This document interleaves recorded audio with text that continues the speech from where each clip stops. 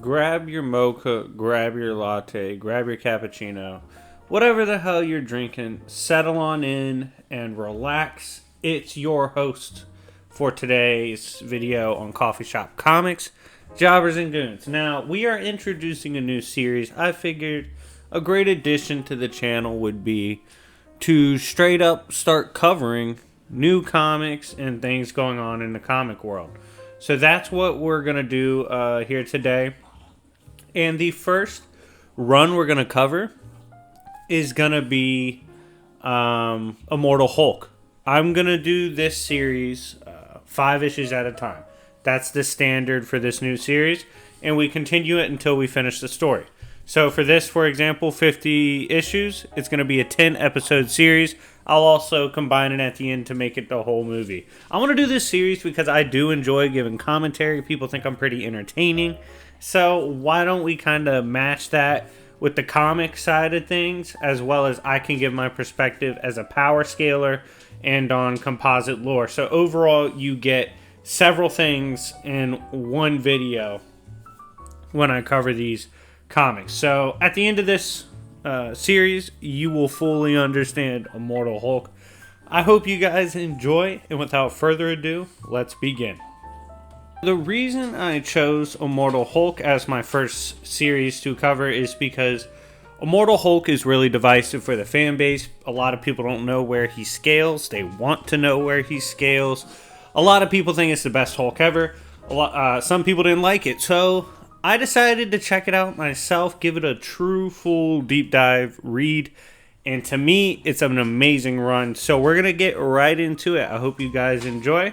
Let me know in the comment section down below what other comic book series I need to cover on this channel, and let's begin. So this Immortal Hulk, issue 1, starts out kind of establishing what this Hulk's purpose / drive is.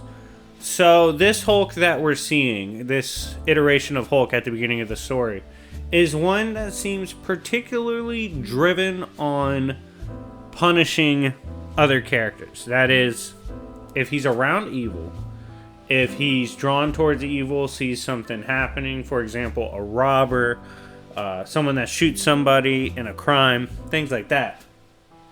This seems to want to drive him towards further rage and thus wanting to dish out punishment. Now, this is very interesting because this is a Hulk that appears very lucid in the fact that he is pretty articulate in what he thinks. You know, he's like, I think you're a piece of shit. I think you're a sinner. I think you've done this and that. Like, he's very bold in his proclamations of certain events, right? And not only this, this Hulk is weird in his capabilities and how he uses his abilities. For example, in a confrontation with a crook, he states, and we see, that he literally can smell liars. Like, he can detect and literally has a sense for evil, distrust, all these things, and can just weed it out with his own senses. This leads to a weird version of Hulk, to say the least, but one, in my opinion, and we know Ewing's going for more like a horror thematic run with this. I think it's super interesting. So smash the like button if you enjoyed it as well. Let's get this to 100 likes for part 2 of the series. Now, we see that this Banner / Hulk duo now seems to have the Hulk in a Punisher-like state. As I kind of mentioned before, he seems to be drawn towards evildoers and punishing them for what they've done. Banner kind of questions if he's become a bad guy, like if he's developed into a monster, and this leads to him seeing this version of the Hulk in his mirror, alluding to the monster brewing within. That's on like a different kind of vibe than typical other Hulk personas have been. So what's interesting is around this first issue drop, right? In the author notes and responses to things like fan questions. This is also in the official comic, by the way. So it is not some outside material. It's actually located within the comic itself.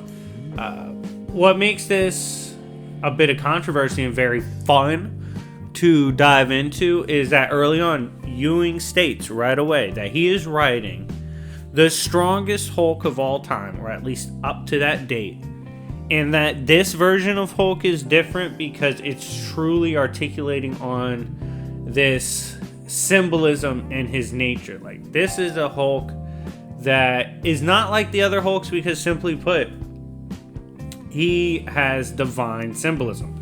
That's what the Hulk truly is in his purest form / nature. So that is something noted by the author early on, and I want you guys to keep that in your mind as we progress through the story. Like I said, I want you guys, by the end of my Immortal Hulk run, to have a full grasp on the story, both narratively and like where Hulk would actually scale and how strong this version of Hulk is. So right away, moving on in the series and this episode, we see that this is a very complicated Hulk in that it is dealing with very philosophical terminology and ideas. For example, this is a run that we see in a diner moment with Hulk that is clearly hearkening upon Jungian concepts, Jungian archetypes. These things in nature, if you look into the Jungian philosophical points, are beyond dimensions, time, space, numbers, math, logic, all these things. So to be of such, think of this as like whatever you believe for Platonic concepts, but this is on steroids. That's like Jungian archetypes and concepts. This is immediately being demonstrated as being a part of the narrative writing in this Hulk run. So yes, you're right away, you should be alerted. You're going to be using some pretty high tier philosophical scaling in the comic run. We then see, the run visiting the moment where, of course, Hulk famously died in runs prior. Banner was the one that died. However, simply put, can't kill Hulk.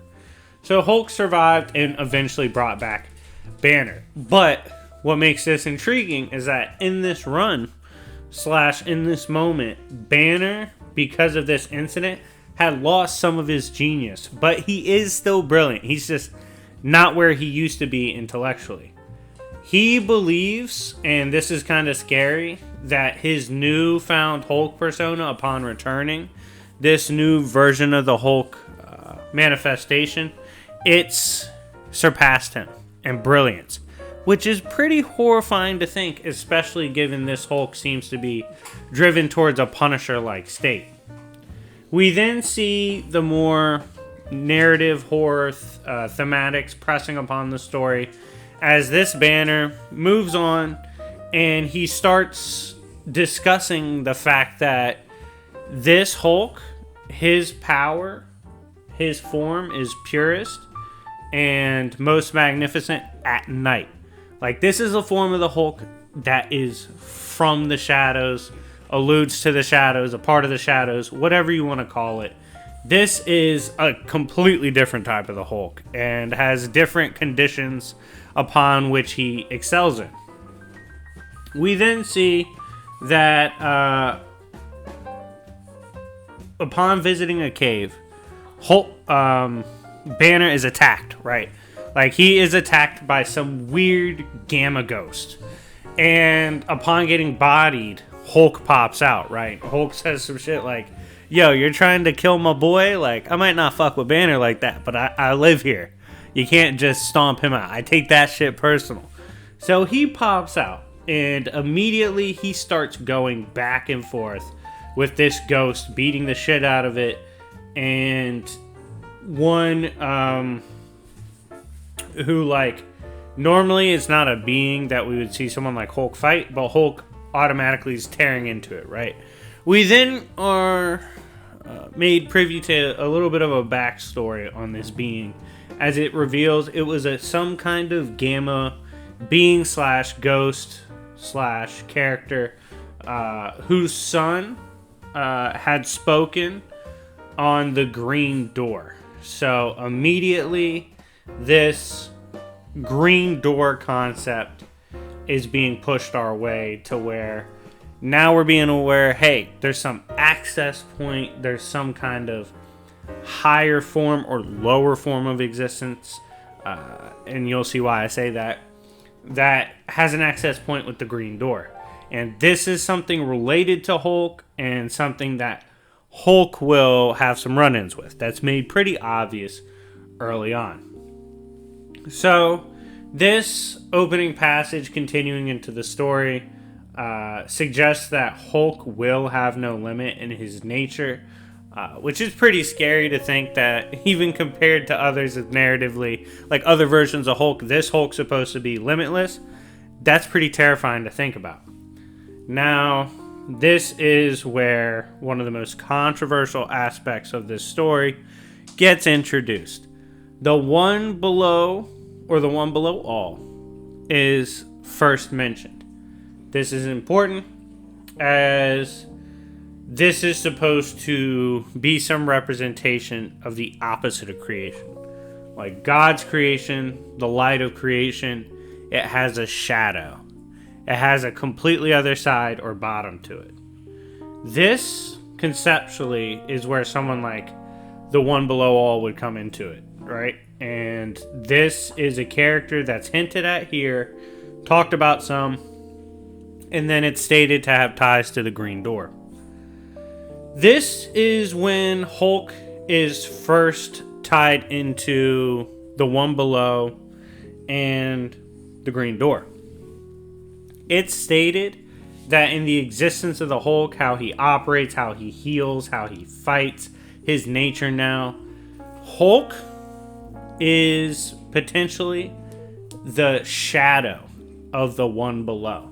So right away, we're seeing Hulk have like this religious tie, this satanic / opposite of God, or the one above all, the one below all, being someone represented by its shadow, which would be Hulk. So right there, where you should know we're about to get some crazy scaling for the boy Hulk, because that's insane. And narratively, putting the Hulk at a level like that, where it's at least the avatar of the strongest refute / anti-power to the one above all, the one below all, this would put this Hulk rightfully around the range of the strongest Hulk we've ever seen. Like, that was not a bad statement from Al. Definitely just based on how he's writing them early. So narratively, let's keep it moving with this story as we're kind of getting close towards the end of this episode, as we're cutting through the different runs. And obviously, like I said, this episode covers issues 1 through 5. Now, Sasquatch comes in, right? Because the return of Bruce Banner is a big deal. Alpha Flight, basically Canadian / reject Avengers, they get involved. They're investigating this potential return of Banner, right? Because if Hulk's back, he's lurking and no one can really tell what he's doing, especially because he's potentially being tied to these crazy events. They need to investigate him, bring him in. Well, Sasquatch is revealed to have some pretty important ties to the character of Hulk in this run. Sasquatch is shown to have been Banner's old roommate. And when he saw the process Banner underwent, the Gamma experiment gone wrong, and he saw the potential monster made in the Hulk, he was like, damn that. I gotta copy my roommate. I can't let him go out like that. So he tries to copy the Hulk. And he gets to that level where he does. And he breaks out. This is how the form via trying to copy that experiment of Sasquatch came to be, right? So Sasquatch is fully invested in potentially bringing his old best friend and roommate back. That's how he ties in with the Hulk here, in case anyone's wondering why the hell Sasquatch is popping up in the story. And we see them visiting the Arctic Circle, right? Like, Sasquatch has had dealings with the Green Door. This is important, the Arctic Circle, because in Marvel Comics, there's certain points throughout the Earth that like houses a weakened aspect of reality. And within this weakened aspect, you're able to access reality and like different parts of it. And at this point, we see that if you're at the Arctic Circle, you can access the green door. Like, this is one of the best points in existence for the green door to manifest. That's where Sasquatch had his run-in with it, right? We then see Sasquatch go on to kind of explain to Banner, who he's meeting with at the hospital. Banner's trying to be incognito, but obviously Sasquatch popped up on the kid, right? And Sasquatch goes, yo, like, Banner, you're denying your true nature. There's a lot of weird shit going on. Like, I need you to come with me. Shit's about to get real. Banner's not going for it. Banner's like, look, back up. I don't know what's going on. And this is where it gets weird. And it gets kind of crazy because Sasquatch starts talking about the one below. And he's like, the one below all / the one below. We have ties to that. Like, you need to understand that. You need to embrace the demonic heritage that you come from. And Banner's like, yeah, this boy's tweaking as he is running into a tripping version of Sasquatch.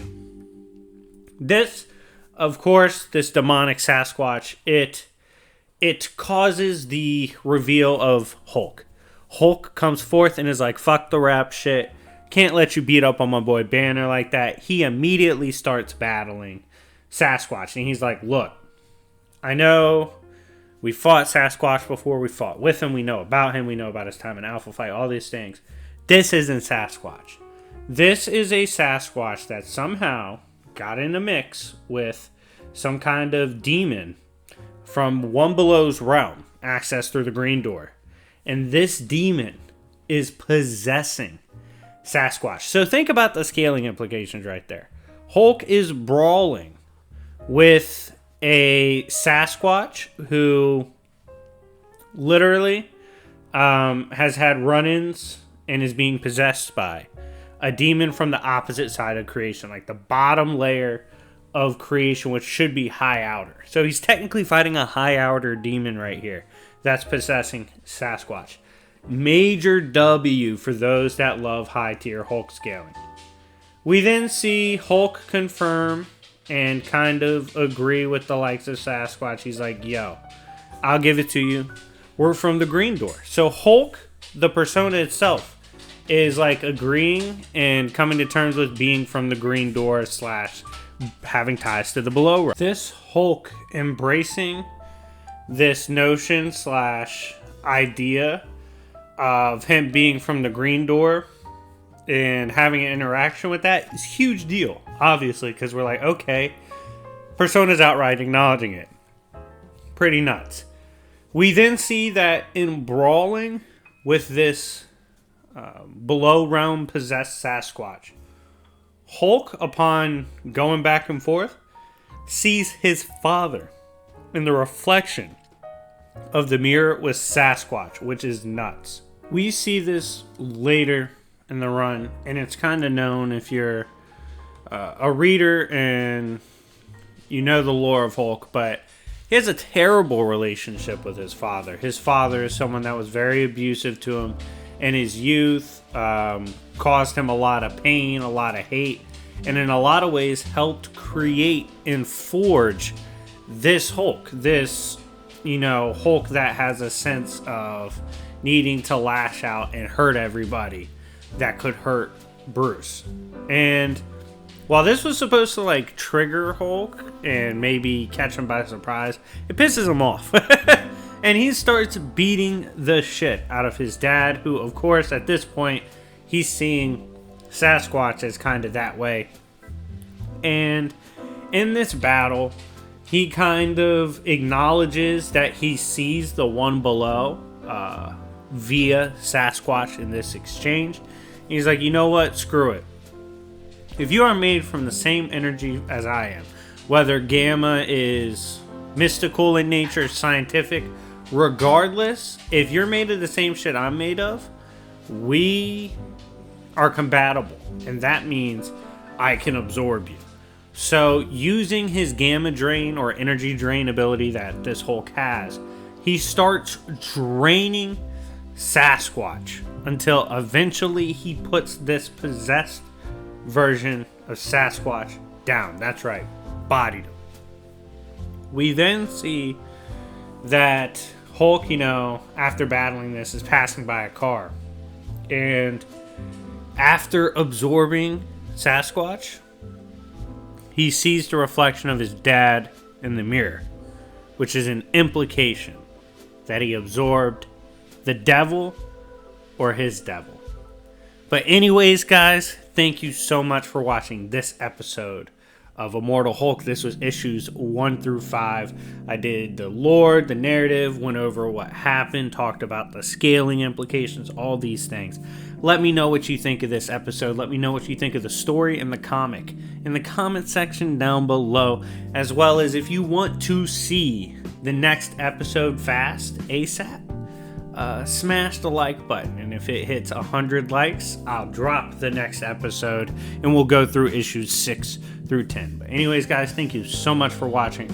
Make sure to check out my main channel, Jobbers and Goons. I'm dropping a Spider-Man Rogues video over there today. Definitely check it out. But yeah, I hope you guys enjoyed, and I will see y'all later. Peace.